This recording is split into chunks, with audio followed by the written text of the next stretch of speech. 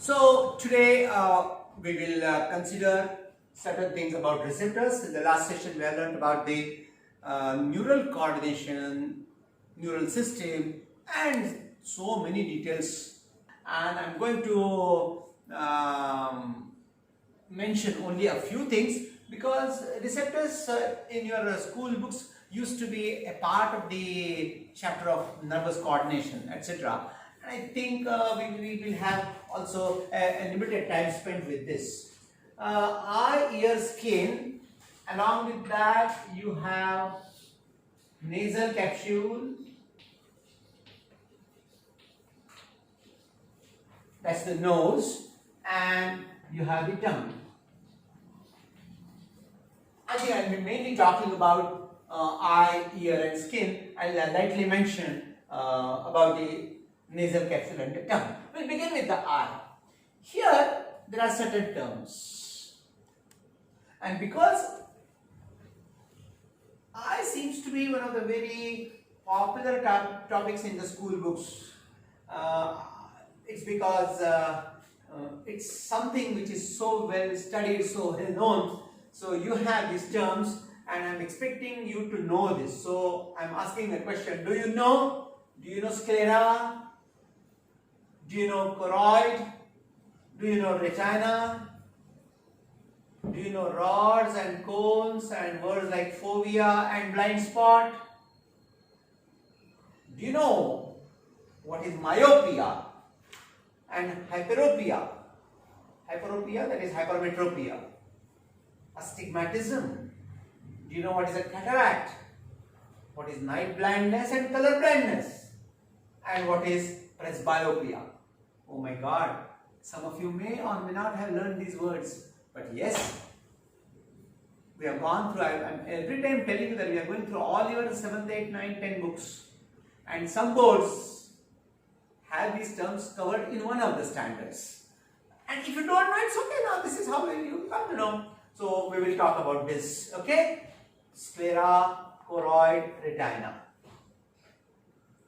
These are 3 layers of eye. The outermost sclera, the middle choroid, innermost is retina. Rods and cones. These are the cells which are concerned with vision. Rods are concerned with black and white vision, so to say. It is a night vision, and cones, they are concerned with color vision. I think this much information is there, everyone. Whether it is there in your school books or not, you are supposed to know this much because you are coming for science, and coming to science side means knowing a little better science than others. Fovea, maybe that some of you have learned this word fovea. Fovea is a place in the retina where there is maximum concentration of cones. It's a very small spot on the retina. And blind spot. Blind spot is also an area of the retina from where optic nerve begins, and that's how rods and cones are absent. Myopia, hypermetropia, astigmatism, cataract, all these other terms, night blindness, color blindness, and presbyopia, all these terms are about the defects. Some of them are serious defects, some of them are common defects of the eye. So I think we'll better go for commenting on these things with the help of a picture on the screen. I'll now begin with the details. I think this is a very common diagram in most boards, either in 8th, 9th or 10th. This is the section of the eye. Interestingly, whatever you are observing, the details will apply almost to all vertebrate eyes. I think once again a very interesting point I will bring up to you. Brains, hearts, blood vessel arrangements, bones in the body of all vertebrates are comparable, homology, and eye also is offering to us an excellent homology. If you think of the parts of the eye of a fish and a frog, a lizard and a bird, and mammals, you find very much similar design, basic design, 100% homology. Outermost, this one, this is being called as sclera or sclerotic. This is the outermost, which is sclera or sclerotic. It is made up of connective tissue, and it is whitish, and it is protective, and it provides a shape to the eyeball.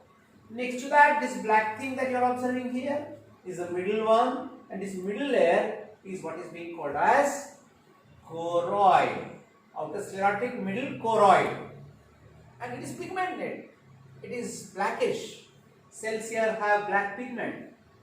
And the innermost, this is the one. This is the retina. The innermost is retina, and this is also very famous word.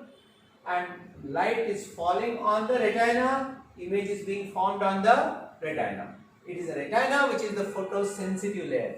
Sclerotic and choroid are not photosensitive because light won't go to the sclerotic and choroid. You already know this is a lens, and light is passing through the lens, and then it is falling on the retina, which has got rods and cones, a single layer of rods and cones. Actually, retina has several layers, but a layer which is photosensitive is rods and cones. So these are the three coats of the eye. Then is what is called as cornea. Many people have confusion with cornea and sclera. What is cornea? Cornea is transparent part of the sclerotic. See, the sclerotic becomes transparent. Otherwise, it is all opaque. Here, it is all opaque. Light cannot pass. But front side, the sclerotic is definitely having transparency, and it is transparent part so that light can pass. That is the cornea.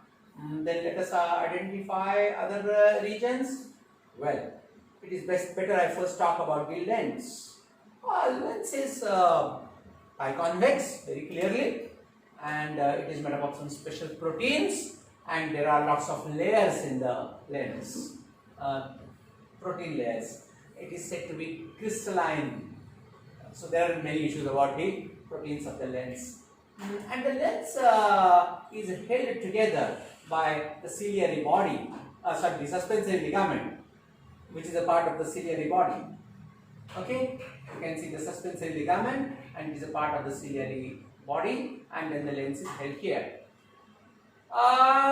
Many of the issues of the health of the eye, even in your age of 14, 15, 16, 17, may be related to the lens, and I am going to talk about it. Because of the lens, it is possible that you have two chambers or two specific cavities generated in front of the lens. This is called as anterior chamber. This one, this cavity. And behind the lens, all this cavity will be called as the posterior chamber.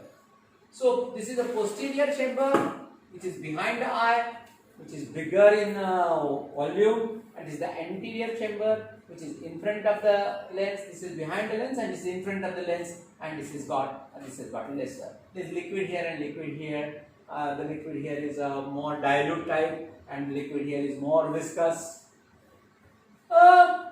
In front of the lens, a part projecting from the choroid is suspended, and this particular part is known as iris. Are you aware of the word iris diaphragm? We have each one of us got some color of the eye, different tinge of the eye color. It is all because of the iris, and iris has got its own speciality. The iris is in the form of a circular diaphragm, and in the center of the iris there is a gap that is called as pupil, and light enters through the pupil. This pupil is also circular because the iris diaphragm is circular, the pupil is also circular, and the diameter of the pupil can increase and decrease as per need automatically, and that is one of the functions of the iris, to regulate the amount of light that is coming into the eye.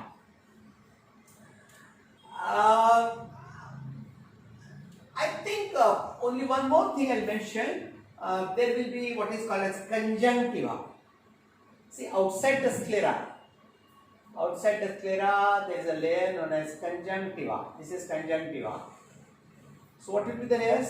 Outermost conjunctiva, then cornea, which is a part of the scleroid, then choroid, etc. When light is passing, light has to pass through conjunctiva, then sclera, then liquid here in the anterior chamber, then lens, and the liquid here in the posterior chamber, which is quite dense, and then it will fall on the retina. One interesting point, you already know that liquids can also act as lenses.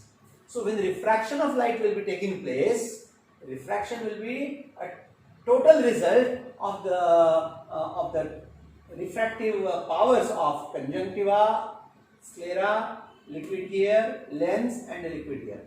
So light is not refracted only by the lens.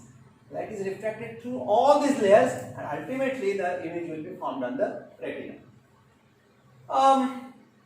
I think now I can say a few things about the retina, because that's the most important layer, and some serious issues people may have regarding the retina. Maybe that the retina doesn't function properly, and they may have serious problems. In some cases, the retina may get detached from its place, and then there are of course procedures to put it back, etc. I am not going into those medical details. There is a very important part known as fovea. F-O-V-E-A, fovea. Fovea is area centralis. Okay, area centralis is this region, and this particular part, a very small, tiny part, a few millimeter part, is fovea.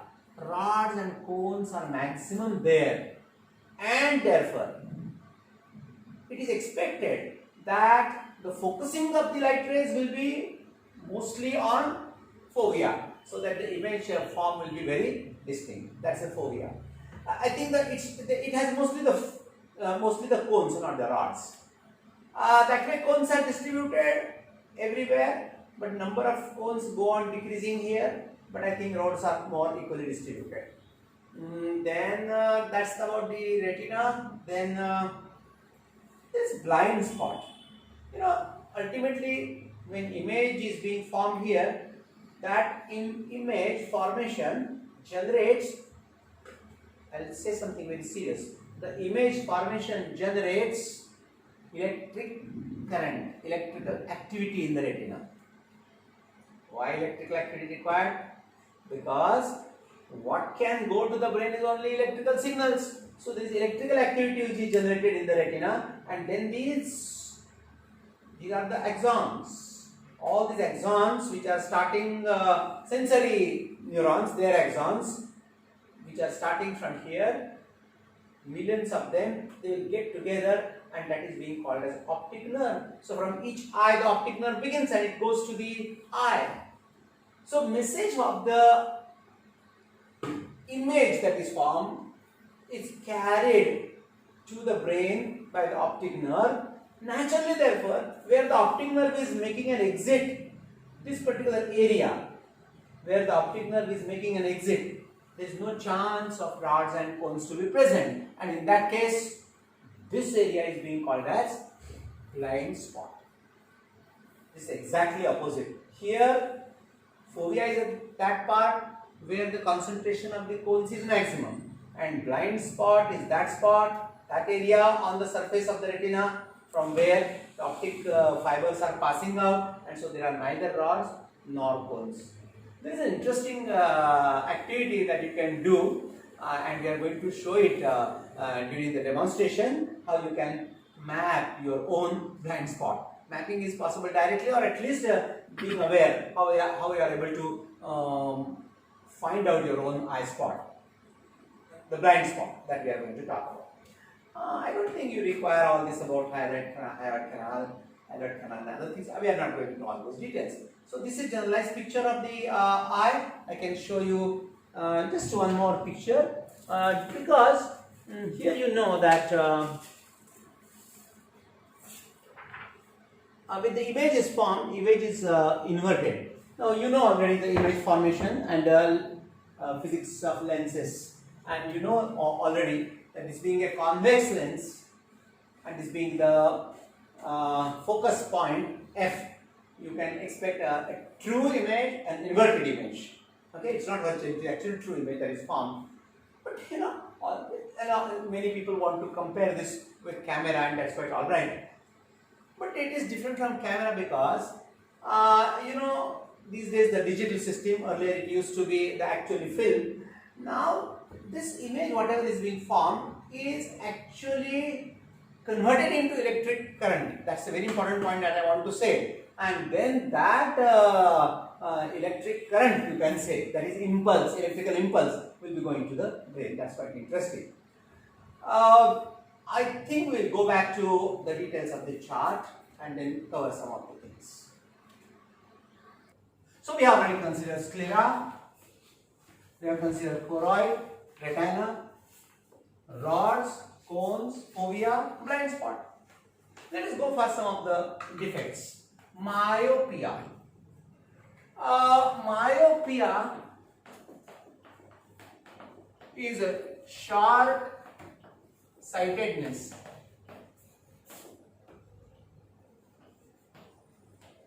What does it mean? It means that the person is able to clearly observe the things which are close, but those things which are farther away, they have a problem to observe. So myopia is a problem of the lens. Myopia is common. Myopia is common to all ages. In fact, many of your friends who are wearing lenses, maybe you also who are listening, it may be that it is myopia. It's common, it can be corrected. What is the correction for the myopia? You have to use lens. What kind of lens you are expected to use? Usually you will use a concave lens. I know the number is checked and so on and so forth. Then there is what is called as hyperopia. Hyperopia, earlier it used to be called as hypermetropia. It is long-sightedness. It means the person is able to see the things which are at a longer distance, but not able to see the things which are at a closer distance. That is called as long-sightedness, and that problem of the lens can be corrected by using a convex lens. That is hyperopia, myopia, and hypermetropia, that is hyperopia. Then I'll talk about the presbyopia. Presbyopia, it is all, it's a very common eye problem of the people who are 40 plus. If I am using lenses, it is, I did not have myopia or hyperopia, but when I cross my age 40, 45, 50, people do have, they need a lens, because you know the flexibility of the lens is reduced. You know, normally people, when you don't have any of these defects, the lens is able to change its curvature as per need. But with age, this ability of the lens to change its curvature is reduced, and that is why they need help from the lens. So additional lenses, so presbyopia. Then you have astigmatism. It is not related to lens, it is related to cornea. Sometimes people have a problem with the cornea. Cornea surface should be smooth, but sometimes if the cornea is uneven, then the entry of the light and its refraction may have issues. Even this can be corrected. These are all very common. Then one of the oldest problems is cataract. You know, cataract is something about the lens. Maybe that for some reasons, not in all people, but in many people, the lens starts becoming opaque. And if the lens starts becoming opaque, then what do you expect? Well, there will be problem in the vision, and so cataract means the operation has to be performed. Nowadays the lens is removed and some equivalent material is lens-like material is put in. I think it's very common. Cataract operations are very common, and there's a great blessing because because of the science, the medical science, and discoveries in the pure science, many of these issues have been solved. Imagine using the lenses to correct your vision. It was possible only after 15th century. Before that, you can imagine people had there are no lenses available. So if you have hypermetropia, myopia, anything, or cataract, people couldn't do anything. So science helps to make people their life more comfortable. Okay, so cataract operations. Then you have. I'll now mention about night blindness. I think night blindness is something which is very well known to you, and that is because of vitamin A deficiency. And vitamin A deficiency can occur. It depends, because usually it will not happen, but suppose there are sections of the society, particularly poverty-stricken people, who may not have access to foods having enough vitamin A, then this can be an issue. So you know already vitamin A food, there is a vitamin A containing food, so I am not going to talk about that. More serious will be color blindness. And color blindness, you have learnt in your school books, it is categorized as sex-linked disorder, not a disease. I will call it as a disorder. Sex-linked disorder. We are going to learn during our 11-12 course that there are disorders which are related to X chromosome or Y chromosome, particularly X chromosome. And you have probably heard that X chromosome has some genes which may generate the defect. You have heard of hemophilia. The people with hemophilia, they do not have the ability to clot the blood immediately. So that can be one reason. So I think there are many issues, and sex-linked disorders are there. Many of them are there. One of them is color blindness. This cannot be corrected, Till today, color blindness, it's not very common, very rare. 1 in lakhs you have some person with color blindness, and that defect cannot be cured.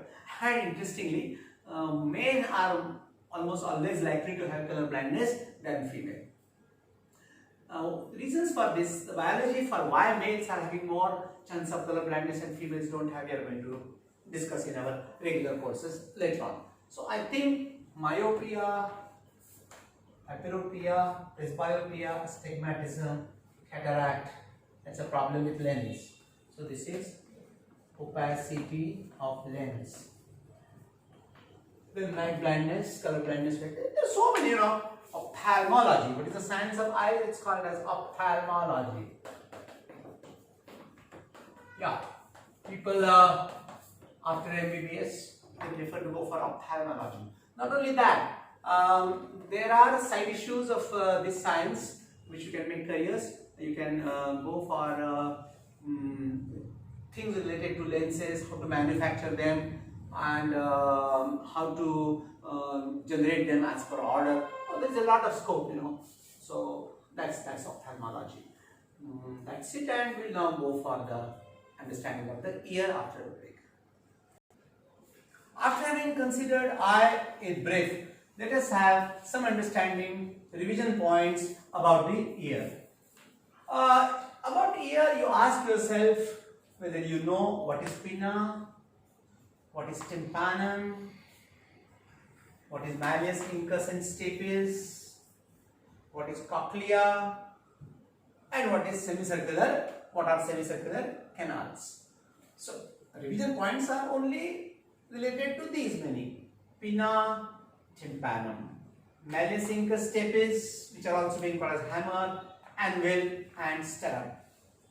And the cochlea and the semicircular canals. I think most of your, all the boards and maybe 8th or 9th or 10th diagrams of the ear are given, and these are going to be again repeated in your 11th and 12th. So we'll try to understand these things with the help of the picture here. Again, a very common picture in your books of the school days, and you have the pinna here, the external ear, you know this very well. And then sound waves will enter inside, and that is, the sound waves will pass through what is called as auditory canal. You know, audition is something about hearing, so auditory canal. And at the end of the auditory canal, there is tympanic membrane. It is also sometimes in common terms called as tympanum. You know, the tympanum is a very interesting thing. It's something which is stretched. It's a small thing. And when sound waves will strike the tympanum will vibrate. That's very important. And so the tenacity of the tympanum and the properties of the fibers of the tympanum are very important. Attached to the tympanum inside are the incus, malleus, and stapes. See the malleus here, then incus and stapes. Malleus, incus, and stapes. So these are the three bones, and these three bones are in a tiny cavity, and that is called as middle ear. All this is external ear. Up to tympanum it is external ear. From tympanum onwards, in a tiny cavity where these three bones are present, these three bones, malleus, incus, and stapes. These three bones are present in a very tiny cavity, and that is called as middle ear. And remaining part, all this remaining part is all internal ear. So traditionally the ear, for convenience, being divided into external ear, middle ear, and internal ear. Let's go into some details. These three bones are extremely important. When sound vibrations reach here, the tympanum will pass on the vibrations first to malleus, which will start vibrating, then to incus, and then to stirrup. These bones will vibrate, and when the vibrations of these bones occur, those vibrations will be sent to the internal ear, where we will consider a little later on. These are very tiny bones. These are being called as ear ossicles. When you consider the total number of bones in the human body, which we are going to learn sometime later on, the total number of bones in the human body are 206, and these bones are considered 3 in one ear and 3 bones in the other ear. So although tiny bones, they are considered as separate bones. The smallest bone in the body is very popularly referred to as the stapes. This is the smallest, very tiny bone, very tiny bone. And you know, people who are ENT specialists, ear, nose, throat, they are able to operate all these things. People are able to change the defective bone. You can imagine how difficult it must be. So that is about the middle ear. One more peculiarity in the middle ear is that starting from the middle ear, there is what is called as eustachian tube. There's a tube, you know, it's a kind of a canal, it's a tube that joins the middle ear with the pharynx. This pharynx you know very well. Just behind the mouth there is pharynx. So the cavity of the middle ear is joined with the cavity of the pharynx by what is called as eustachian tube. Can you imagine why this is happening? There is some air pressure. Suppose there is X air pressure. Maybe suppose it is 755 air pressure, or maybe 760 millimeter air pressure from outside. Don't you think that the air pressure here also must be equal? Suppose what will happen if the air pressure is, suppose here 758, and suppose here the air pressure is say 754. That air pressure difference minute is enough to damage the tympanum. So it is very important that whatever is the air pressure here must be the air pressure here. This is a great arrangement of nature, so that you know on both sides of this circular tympanic membrane, air pressure remains same, constant, and that's how the tympanum remains healthy. That's the point. Then I'll come to the internal ear. The internal ear has one organ, cochlea. It is exaggerated. It's extremely larger shown. It's not that big. So this is cochlea, which is a spirally coiled structure. It's being called as cochlea. And these are the three canals, semicircular canals and cochlea. Semicircular canals and cochlea together make internal ear. And these are half circles, not complete circles. One is half, second is also half circle, third is also half circle. That's why it's called as semicircular canals. Overall, you already know that these are concerned with balancing of the body. And it's very interesting. These three canals are in three different planes. So these three canals in three different planes. These are two, and there will be a third plane. So three different planes, the three semicircular canals are there. These contain fluid, and these fluid will change its position whenever you move, and the sensory impulses are produced for balancing, and they will go to the brain. It's very interesting. I'll simply say that the three canals in three planes, those canals contain liquid with some particles.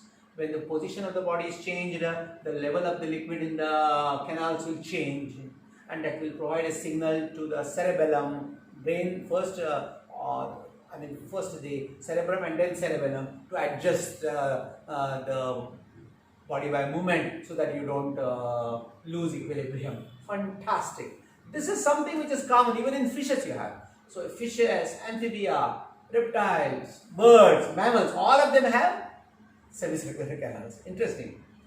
But these three ear ossicles, well, they are present only in mammals. So mammals are a little advanced.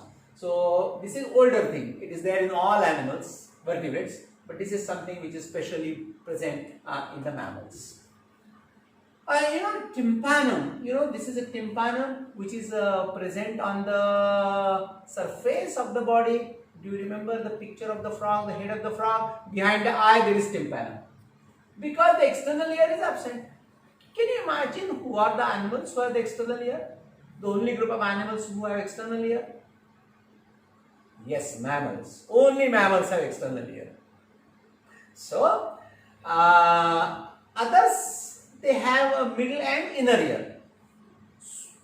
So, the evolution has occurred. And why do I have mammals and humans external ear? And why in most of the other animals the external ear is movable? They are able to shift the positions. Why? To catch the sound waves. That's a peculiarity of mammals. In our case, we have the external ears, but we are not able to move the pinna. The external ear has got this pinna, and we cannot move it. So the only thing is that we put earplugs here, and constantly putting earplugs and listening to music or anything will definitely, over a long period of time, result into damage of the tympanum. So be careful whenever you are using earphones and all. Be very careful. Particularly the strength of the sound must be very low, and don't use it continuously. That may not be good for your ear. Another point before I go into the details here, this has got a lot of wax. There are some special glands there. Those glands produce wax, and those wax producing glands are important. It is ultimately for protection, and there is no problem. You don't need to do anything. On its own, the wax usually gets removed. To put earbuds to remove wax is not a good idea. Doctors don't recommend it. Don't do it. Don't put anything here, not even earbuds. If there is a serious problem, then you can go to an ENT person, and there are very simple procedures by which they remove the extra wax, if at all required. Nature has its own way to get rid of the extra wax. So there are wax producing glands here. That's good for health. I think now I'll come to a very important part, that is cochlea. It is here that the hearing apparatus is there. Vibrations will be reaching up to the tympanum, then through the three bones it will go into the inner ear. And this cochlea has some design. It has got three canals and the vibrations will reach here, and there is a special organ, probably special design, special structure known as organ of Corti. I don't have a clear picture of that organ of Corti, but a slightly better picture than this. We can observe this here. I can help you with this picture only to say, once again, externally here the tympanum, the three bones, semicircular canals, they are concerned with balancing, etc. And it is this one. See, what happens is the vibrations will reach here. Actually, it has got three compartments inside. This cochlea has three compartments, and this middle compartment. And I'm trying to avoid the terms like scala media. Don't worry. It's a middle compartment where there are special cells, sensory cells, which vibrate. So vibrations will be passed from tympanum to three bones, three or ossicles. From there they will pass to the cochlea. They will be passed to the liquid which is present in the middle compartment, and in the middle compartment there is what is called as organ of Corti. And organ of Corti cells will vibrate and electricity will be produced. Electricity produced. See, eye मध्ये सुद्धा electricity produced होते. Where is the electricity produced in the eye? In the retina. I told you. And through the optic nerve, the electric current will be passed to the brain. Here, the electric current will be produced in the middle compartment by the organ of Corti, Corti, whatever you say, and that will be carried by auditory nerve. Optic nerve from the eye, auditory nerve from the ear, and it goes to the cerebrum, and then you are able to hear.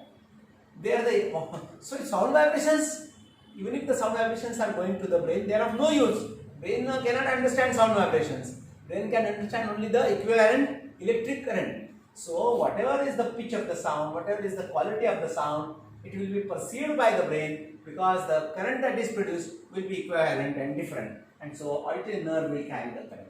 It's very interesting. The auditory nerve will also carry the simultaneously fibers for balancing. So it's very strange. What way ear is related to balancing, but it is related because of these three semicircular canals. But for us, we will consider that cochlea is important for us. The hearing will be possible because of the presence of the cochlea. So sense organ it is. So basic sensory structure is present because this cochlea inside is a tube. It has got three compartments, and the middle compartment has got that great sensory structure known as organ of Corti. About some of the problems, problems of the ear can be, suppose people have deafness. That's a very common thing.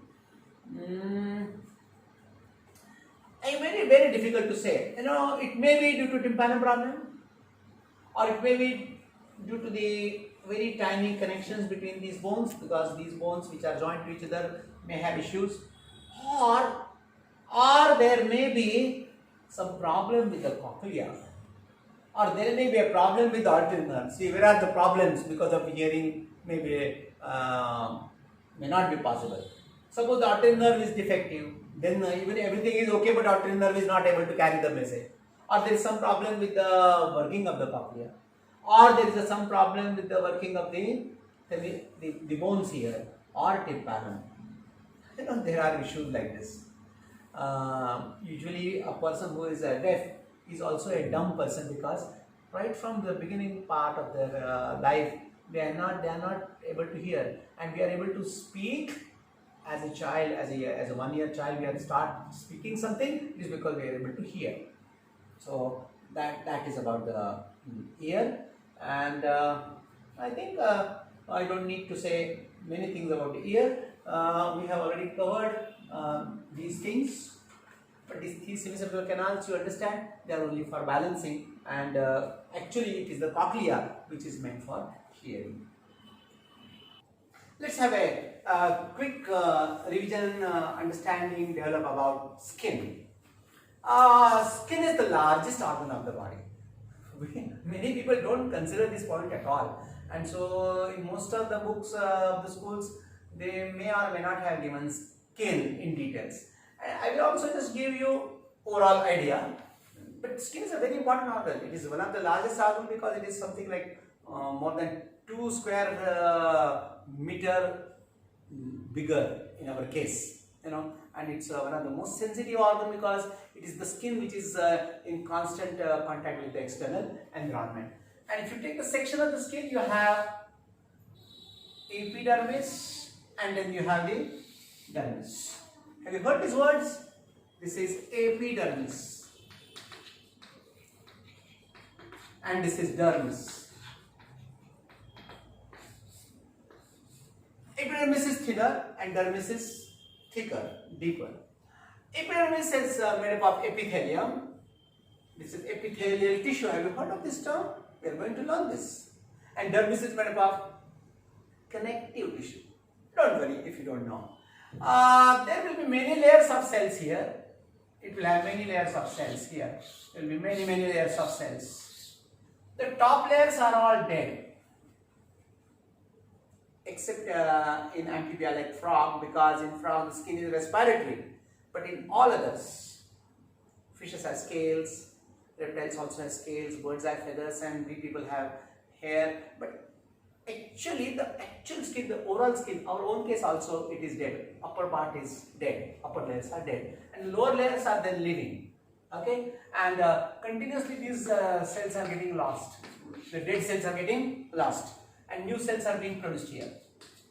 And so continuously new cells are being added and the living cells become dead and they get lost. This is protective, it's good for us, because if all the cells were living, then what would have happened? Living cells, when they start getting lost, it would amount to a lot of wastage and injury also. So that's how naturally the topmost layers are always kept dead and new cells are being produced here.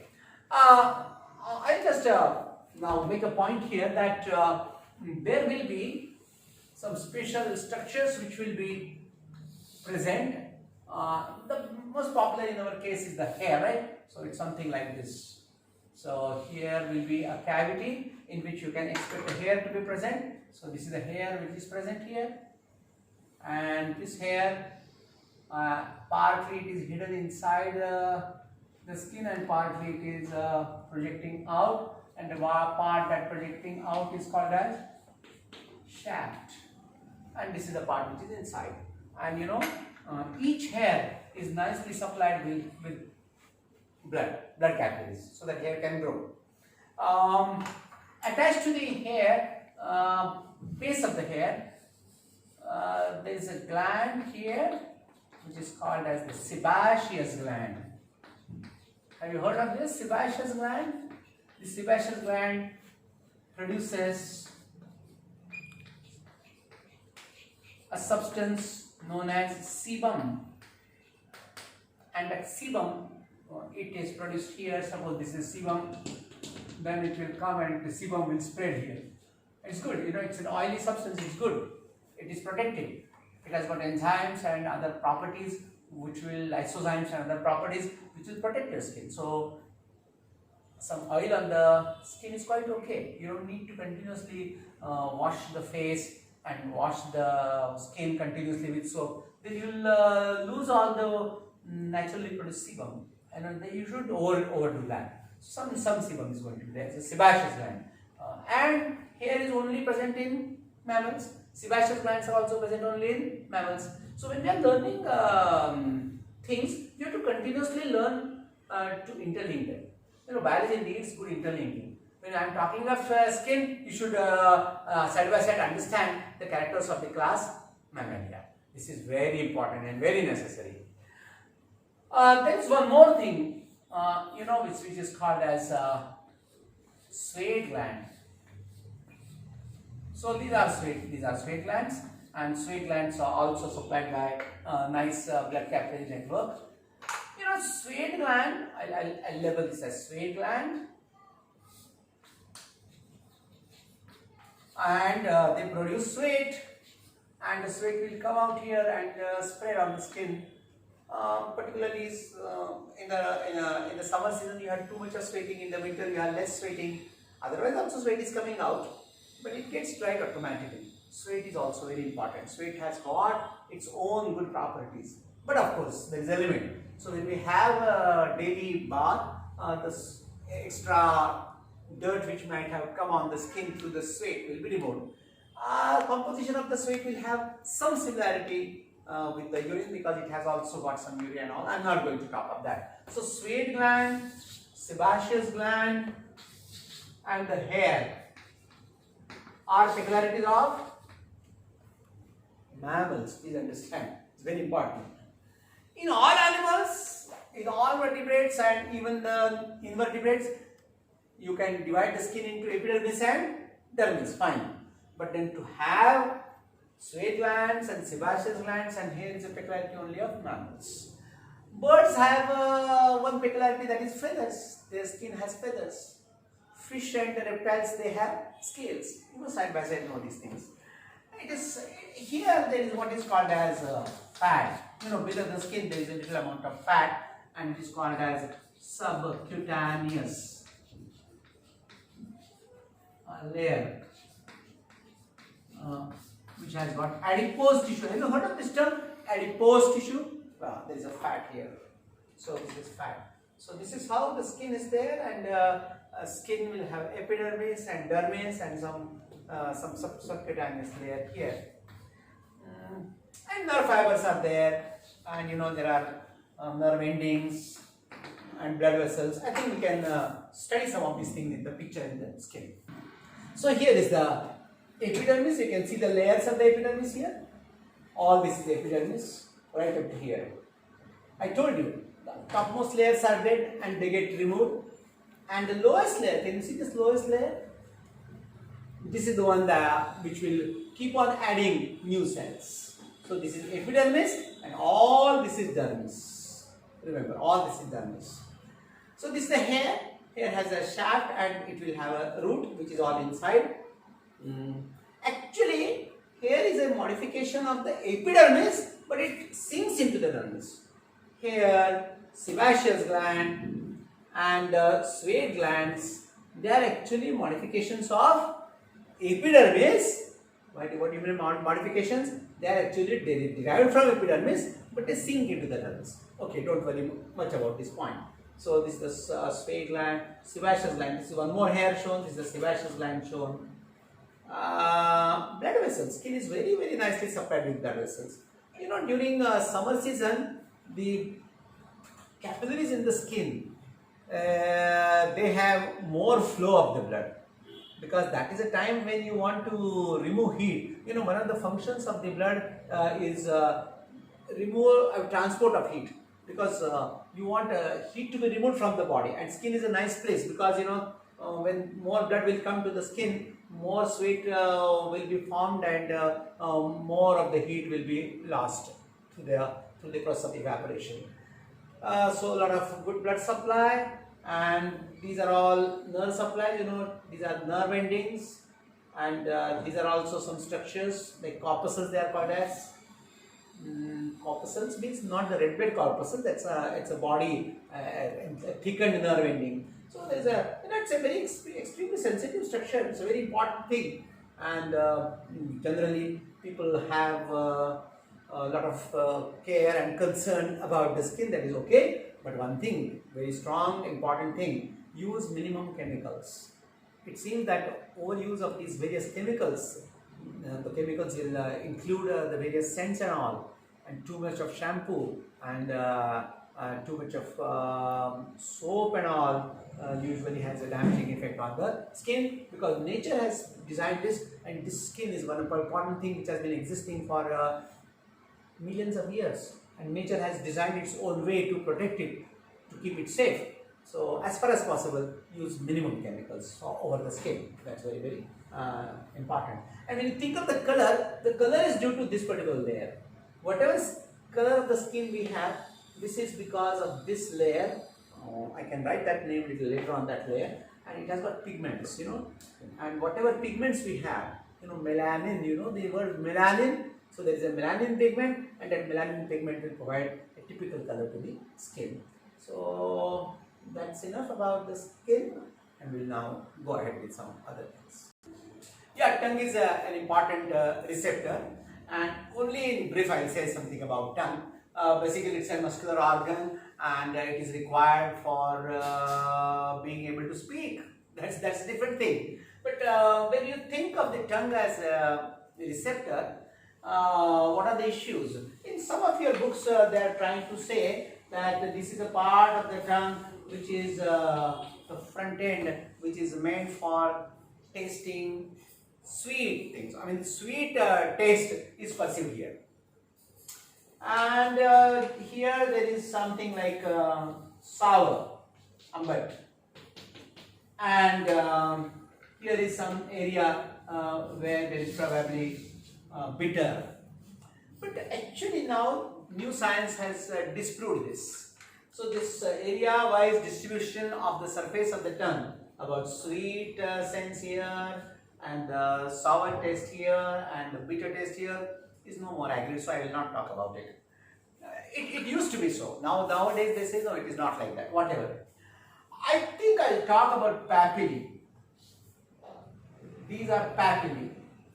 This is a papilla and valate papilla. If you want, you remember. Otherwise, simply say papilla. If you don't want to remember papilla, you can say elevated portion. This is also a papilla, fungiform papilla.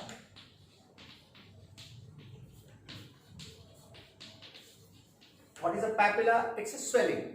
It's a kind of a out-pocketing, outgrowth you can say. And there are some papillae which are like this, which are maximum in number, and these are being called as a filiform papilla. More are filiform papilla.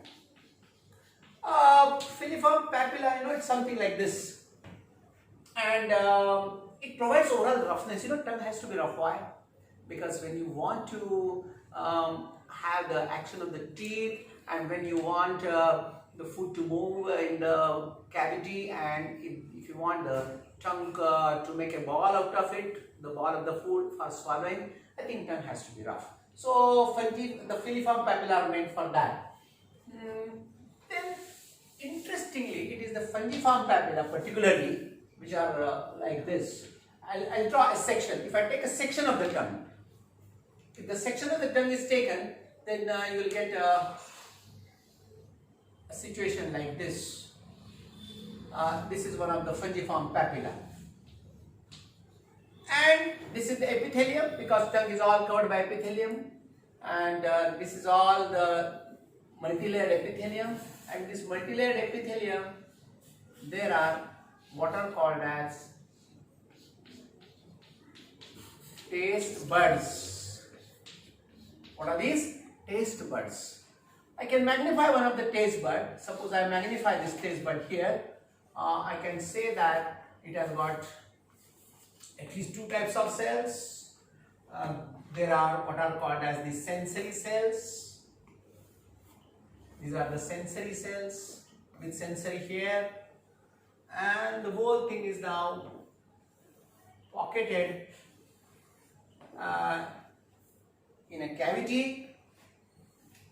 The sensory cell will have a sensory hair. Here is a sensory hair, and this is a nerve fiber.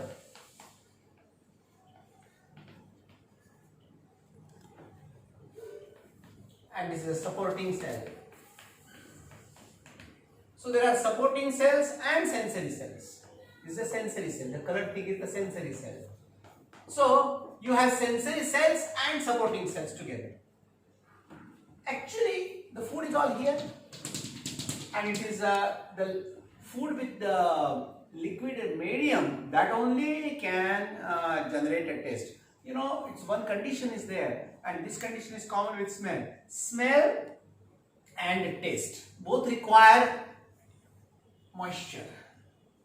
If the tongue is dry, then the sensation of taste is lost. So the molecules of the food get dissolved in the liquid layer, and then only the sensory hairs can get stimulated. If you are tasting pani puri or dabeli or shev puri, no, you are not going to taste all these things. Stop all that. You are not going out anywhere. If it is homemade, it's okay. avoid that because you know the dangers involved. So whatever food you eat, you have your likes and dislikes about the food, and that's all because of this taste bud. This is a magnified taste bud. What is a taste bud? It's a group of cells.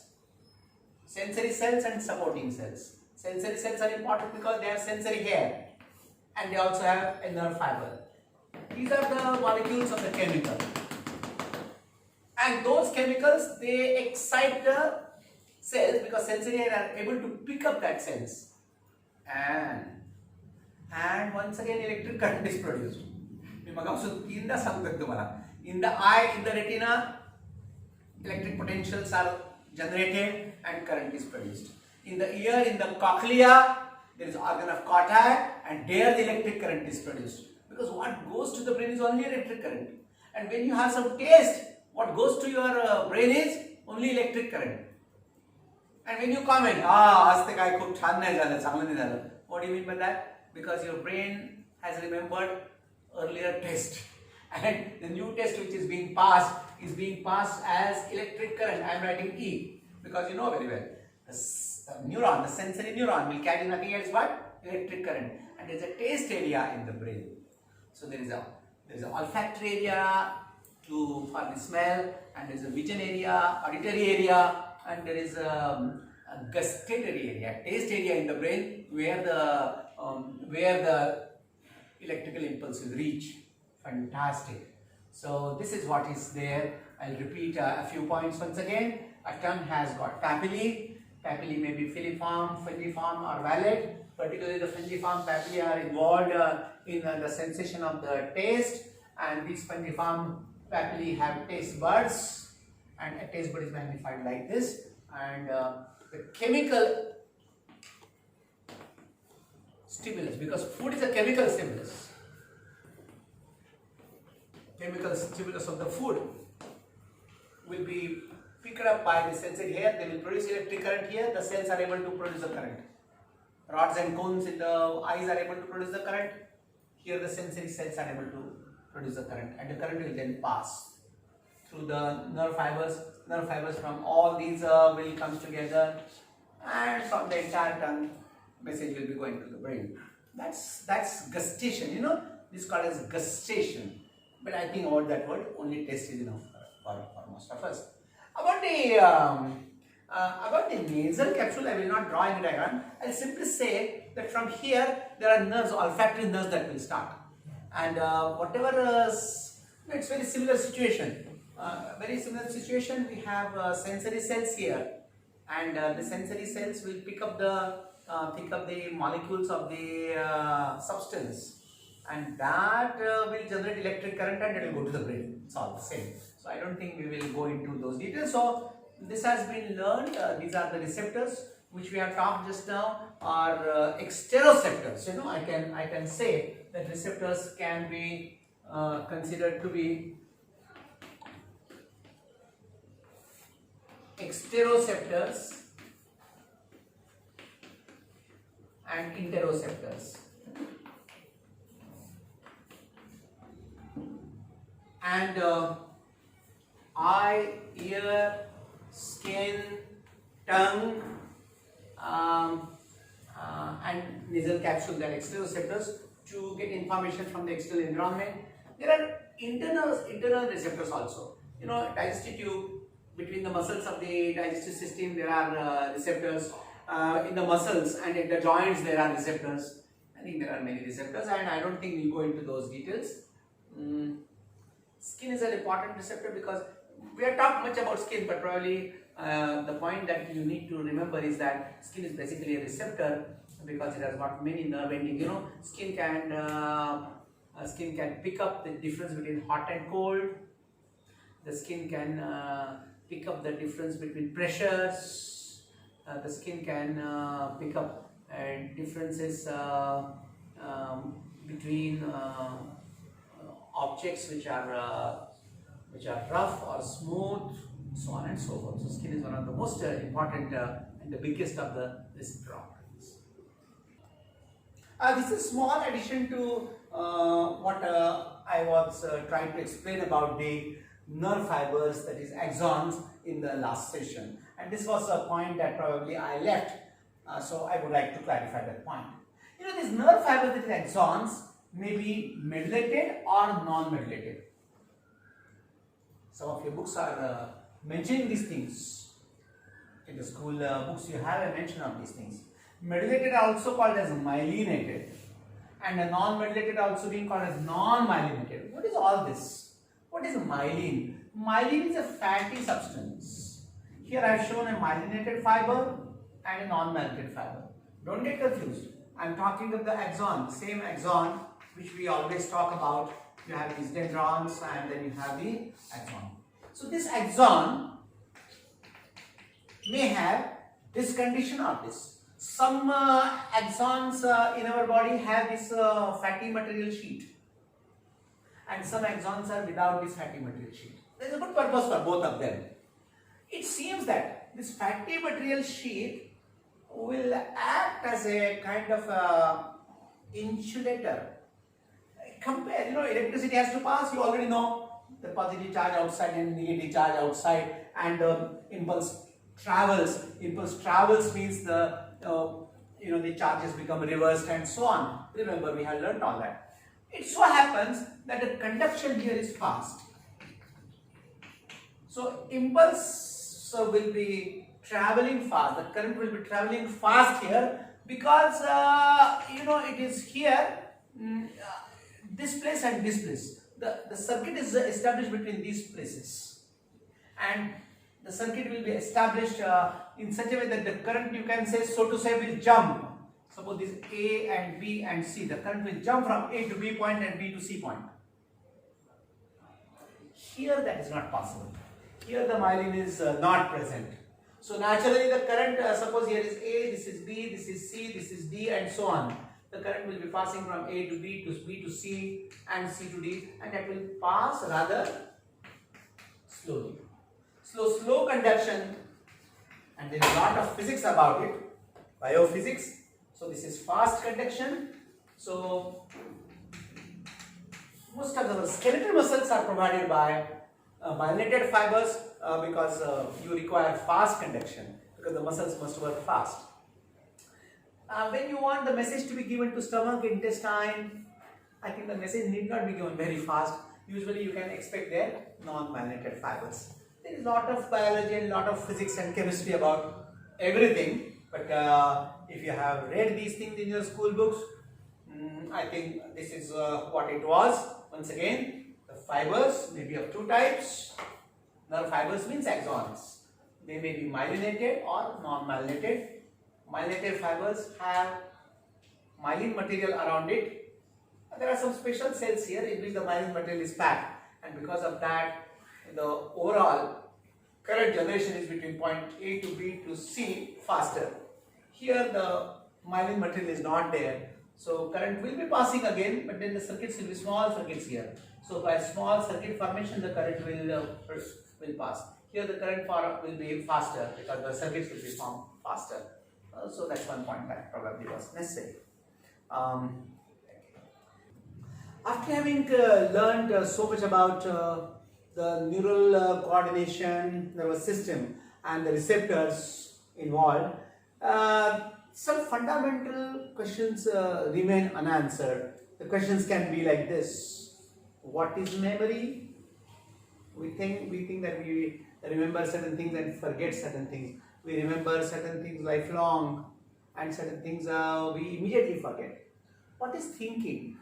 And in many of these pictures of the brain, they show thinking center. What does it mean? What is imagination?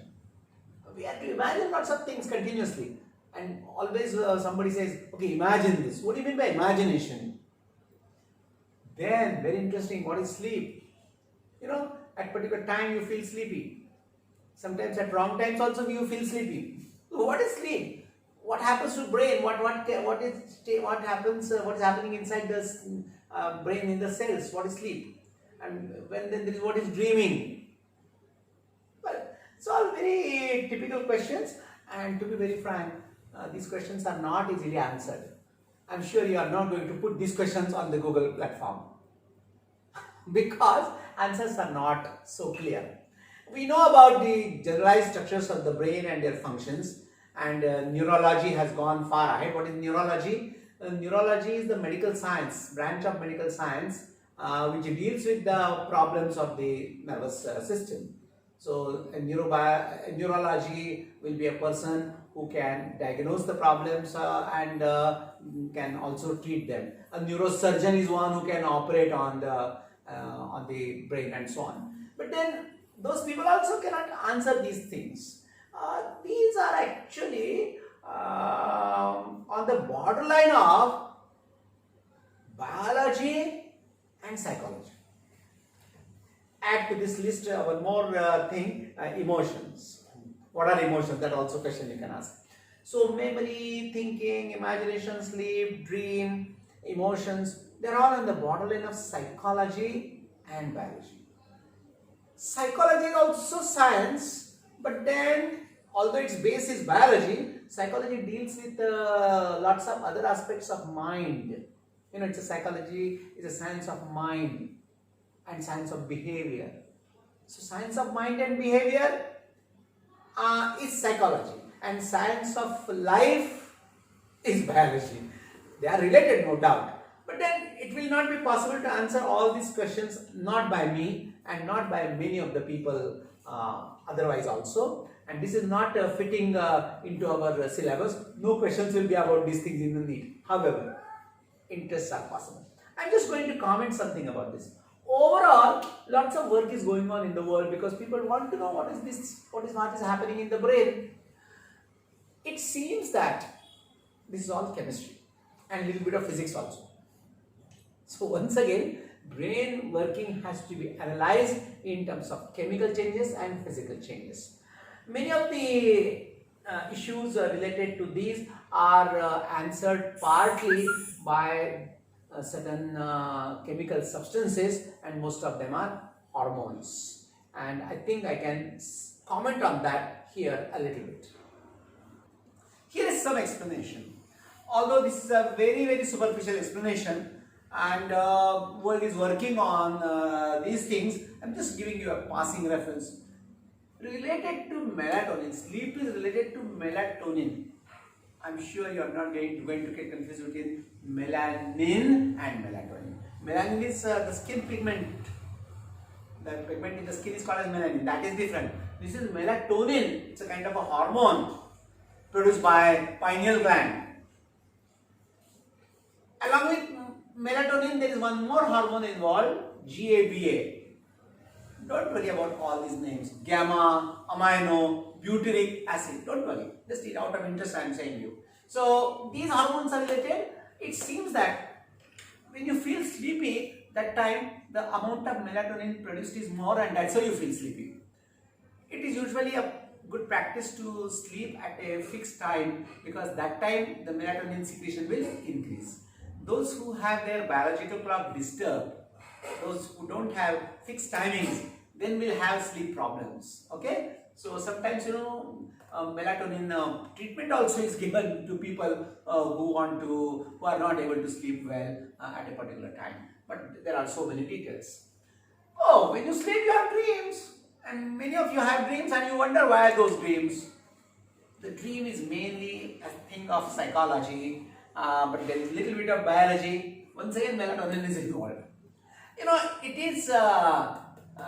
seems that the melatonin plays a role, and during REM, rapid eye movement, sleep has got stages, and rapid eye movement is a deep sleep kind of a condition, and then only you have dreams. Oxytocin is also a hormone which is produced from the hypothalamus and conveyed by the pituitary to the body. So it seems melatonin and oxytocin. Lots of details are there. Nobody is sure. I'm just telling you what a little information I have. There is a brain stem activation. What do you mean by brain stem? Brain stem is mainly the portion inferior to the brain, midbrain downward. You can think of the midbrain downward. You have the pons and the medulla and part of the midbrain, maybe brain stem. Limbic system involved. Limbic system is something which is a which is not a separate part of the brain, but limbic system will have parts like very strange names: amygdala, hippocampus. Don't worry much. So limbic system is involved. If you are not understanding, even I am not understanding. World still is far away to understand what are these things. These things are not yet discovered. A little bit thing is known about the dream. I can say some of these hormones are involved and some of the brain parts are involved, brain stem, limbic system, and so on. Then what about memory? I think this is very important for us. Many of us have a problem of remembering things. It's okay. It's not very serious. Don't worry. Again, some brain parts are involved. This amygdala and hippocampus are involved in memory, and they are also involved in dream. So if you improve your dreams, you have better memory. Sorry, I'm just joking. So it seems that limbic system is involved in dream, limbic system is involved in memory, because amygdala and hippocampus are also part of the limbic system. Imagination, they have tried, lots of experiments people are doing. Psychology and biology people come together and do a lot of experiments. Psychology is one such fantastic field which you can take up. One of our student of 2006-7 batch, Mr. Aditya, and he did his 12th year and went to US and did his graduation first in molecular science, and then he changed his interest and now he has taken up psychology, particularly child psychology, as his career branch, and he's entering into his PhD program. हे बघा, करिअरच्या बाबतीत चिंता करू नका. करिअरच्या बाबतीत निर्णय घ्या, पण फास्ट निर्णय घेऊ नका. काही जण म्हणतात 8, 9, 10 मध्ये सगळं करिअर ठरतं. हे चुकीचं आहे. 11, 12 मध्ये सुद्धा गडबड करायची गरज नाही. Learn good science, take time. काही नाही पटणार नाही, तुमच्या काही पालकांनाही मी काय सांगतोय पटणार नाही मला माहिती आहे. असं नसतं. तुम्ही करिअरसाठी मोकळेपणा ठेवा. मेडिकल मिळालं चांगलं आहे, नाही मिळालं फारच चांगलं आहे. मी अगदी उघड सांगतो. काही डॉक्टर पालक आम्हाला सांगतात की आमच्या मुलांना आम्हाला मेडिकलला पाठवायचंच नाहीये. काही उलट सांगतात. आतापासून निर्णय घेण्यापेक्षा तुमचा इंटरेस्ट डेव्हलप झाला जर सायकॉलॉजीमध्ये, चांगली गोष्ट आहे. Or you can do your MBBS and still enter into clinical psychology. You can become a psychiatrist. Mug psychiatrist लोक म्हणणार हे जास्तीत जास्त चांगलं समजू शकतं. असं खूप छान आहे. हे मी सांगत असताना मध्ये मध्ये करिअरचा का उल्लेख करतो. करिअरसाठी काही एक सेशन घेऊन उपयोग नसतो. Career is a part of your constant thinking. Okay, so psychology you can make a career.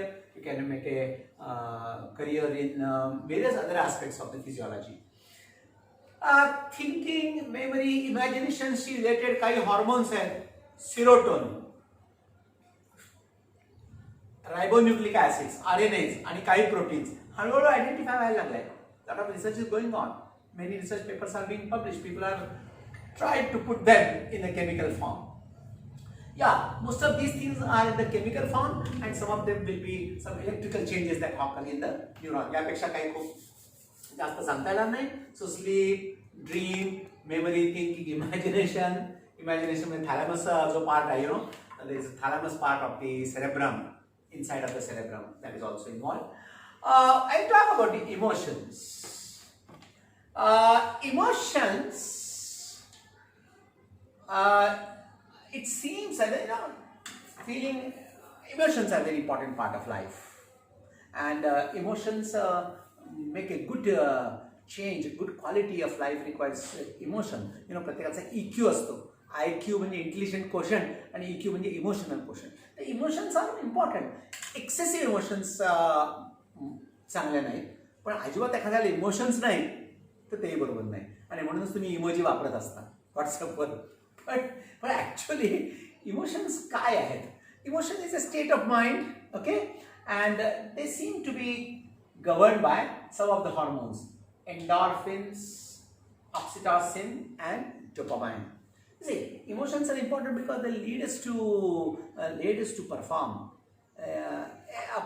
A player, if you are taking part in a quiz or if you are taking part in a race, you want to win, and that is important. If there are no emotions, I think emotionless life will be very, very dry type, and the person will become inactive. It is because we have emotions. Emotions may take different forms. You may have competition with others, or you may have jealousy, or you may have joy or love, some emotions and good combinations. But endorphins, oxytocin and dopamine. Dopamine is very popularly known as a reward hormone. You know, dopamine secretion is done by the brain regularly, and it is always said that if there is shortage of dopamine, there are certain problems of the nervous tissue. Normally, people have enough dopamine, and then if the dopamine secretion is low and if there are problems, those can be treated with kind of chemicals. Serotonin is very popular as happiness hormone. All of us are producing serotonin. So whenever enough serotonin is there, well, you feel happy. And it's also necessary for keep feeling calm. Some people have less of serotonin, and so they always feel kind of excited, and they are always in a bad mood, so to say. So serotonin, and yeah, serotonin is an important hormone. Many of these hormones which we are talking, dopamine, serotonin, are also what are called as neurotransmitters. I'll write that word. Many of these are neurotransmitters. Neurotransmitters are substances which are usually at the synapse. Adrenaline, acetylcholine are neurotransmitters. Similarly, the GABA and the serotonin is a neurotransmitter. You know, many of the serious disorders of the nervous tissue, nervous system, is because of the serotonin shortage, and this can be easily corrected by giving a proper dose of equivalent compound. Okay, and happiness hormone. You feel good, you feel nice. In regular life also, by being involved in activity, those people who are active, their serotonin secretion is very nice. I always feel happy because I am involved in this kind of recording. And yes, myself and Rishikesh sir and Kaustubh sir are all the time, the full day busy with this activity, so we are producing enough serotonin. You are busy, are you busy? If you are lazy, then serotonin secretion will be low. Lazy people will be unhappy. Be active and change your work also. Involve yourself in a lot of work, lot of serotonin will be secreted, you will feel happy. Is it not important to feel happy in life? So serotonin secretion. Oh my God, oxytocin is a love hormone. Are you smiling or laughing? Oxytocin is something which is well known to you, because according to the typical role of the oxytocin, it is working in the females on the uterus for the birth of the baby. I know we are, but then oxytocin is also produced otherwise also in males and females, and one of the role of the oxytocin is, you know, you feel connected. Those people who are socially connected to each other, they have enough oxytocin. Some people are too much of shy. There may be many reasons, but one reason is that their oxytocin production is not enough. When you communicate with people, eye to eye contact, that's always good. You know, when you talk to somebody, talk with eye to eye contact, and then the communication will be better, because when you have eye to eye contact, there is a mechanism in the body because of which oxytocin production is there, and then you are able to communicate better. So this is for good communication, that is oxytocin. These are some of the things. I mean, there is no end. Science is great. Branches of science are so many, and don't worry. तुम्ही जर science घ्यायचं आता नक्की ठरवलंय, scope आहे. असं कधी कोणाला प्रश्न विचारू नका की ह्याच्यात स्कोप आहे का, त्याच्यात स्कोप आहे का. एकच प्रश्न विचारा, माझ्यामध्ये म्हणजे तुमच्यामध्ये स्वतःमध्ये काही स्कोप आहे. स्कोप हा ब्रँचेसमध्ये नसतो, स्कोप स्वतःमध्ये असतो. त्यामुळे अशा क्षेत्रात लोक प्रचंड काम करून जातात की जे क्षेत्र आपल्याला माहितीही नसतं. Okay, always feel nice, always feel happy, and always get rewards by having enough dopamine. All the best for great dopamine, serotonin and oxytocin secretion. Take care of yourself.